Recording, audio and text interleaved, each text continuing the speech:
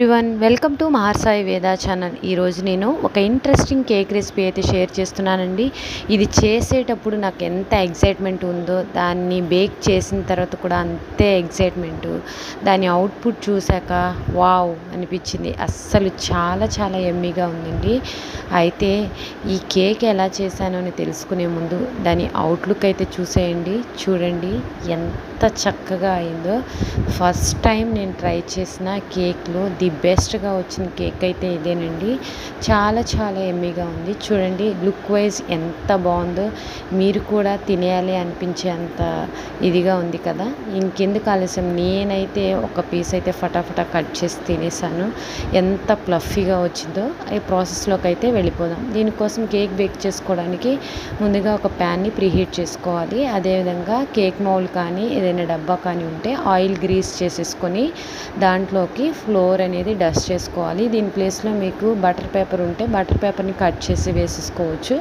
నాకు అవైలబుల్గా లేదు కాబట్టి నేను ఇలా ఫ్లోర్ డస్ట్ చేసుకొని ఎక్స్ట్రా ఫ్లోర్ని తీసేసి పక్కన పెట్టేసుకున్నాను. ఇప్పుడు ఒక మిక్సీ జార్లో 1 కప్పు సుజీని తీసుకోవాలి. గోధుమ రవ్వ అంటారు కదా, ఉప్మా చేసుకుంటాము, దాన్ని ఫైన్గా పౌడర్ చేసేసుకోవాలి. ఇలా పౌడర్ చేసుకున్న దాన్ని మనం ఒక మిక్సింగ్ బౌల్లోకి అయితే ట్రాన్స్ఫర్ చేసేసుకొని పక్కన ఉంచుకోవాలి. ఇప్పుడు మన సీజనల్ ఫ్రూట్ మ్యాంగో కదా, ఆ మ్యాంగోని ఇలా పీల్ తీసేసుకోవాలండి. ముచ్చుకైతే కట్ చేసేసుకొని మనం పీలర్తో కానీ చాక్తో కానీ ఇలాగా మొత్తం చెక్ అయితే తీసేసుకోవాలి. ఇలా తీసేసుకున్న తర్వాత మనం దీన్ని చిన్న చిన్న ముక్కలుగా అయితే కట్ చేసేసుకోవాలి. ఇలా ముక్కలు కట్ చేసుకున్న వాటిని మనం ఒక మిక్సీ జార్ తీసుకొని దాంట్లో అయితే వేసుకోవాలి.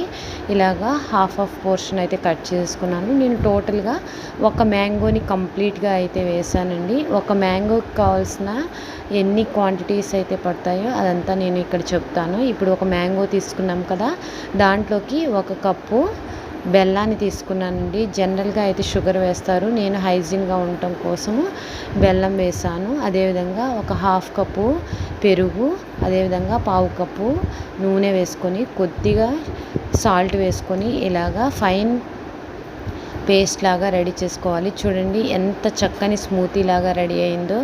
బ్యాటర్ చూస్తే చాలా బాగుంది. ఇప్పుడు మనం రవ్వ గ్రైండ్ చేసి పెట్టుకున్నాం కదా, దాంట్లోకి వేసేసుకొని మొత్తం కలిసే విధంగా కలుపుకోవాలి. ఈ రవ్వలోకి ఈ క్రీమ్ అనేది కలిసిపోయి మొత్తం రవ్వ అనేది నానుతూ ఉంటుంది. ఇలా కలిపేసుకొని మనం దీంట్లోకి 1 table spoon baking powder, 1 half table spoon baking soda, కొద్దిగా వెనీలా ఎసెన్స్ వేసుకోవాలండి.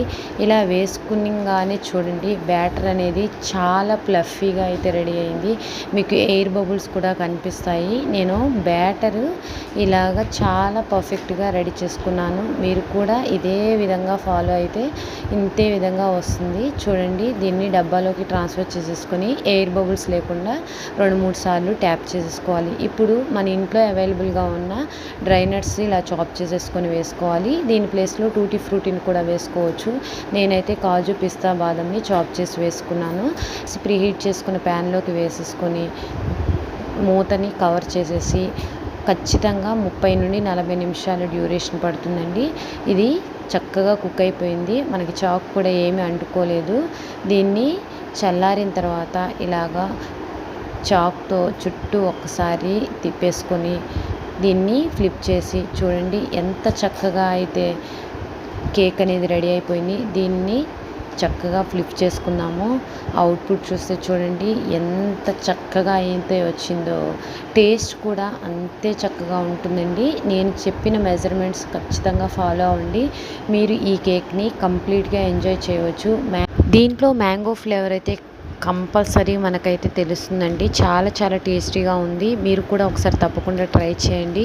ఈ కేక్ రెసిపీ మీకు నచ్చితే మీకు మీ ఫ్రెండ్స్కి, రిలేటివ్స్కి షేర్ చేయండి. ఇంకా నా ఛానల్ని ఎవరైనా సబ్స్క్రైబ్ చేసుకోకపోతే నా ఛానల్ని తప్పకుండా సబ్స్క్రైబ్ చేసుకోండి. అండ్ మరిన్ని ఇంట్రెస్టింగ్ వీడియోస్ కోసం అండ్ మీకు ఏదైనా రెసిపీస్ నచ్చితే అవి కామెంట్లో మెన్షన్ చేయండి. చేయడానికి ట్రై చేస్తాను. Thanks for watching.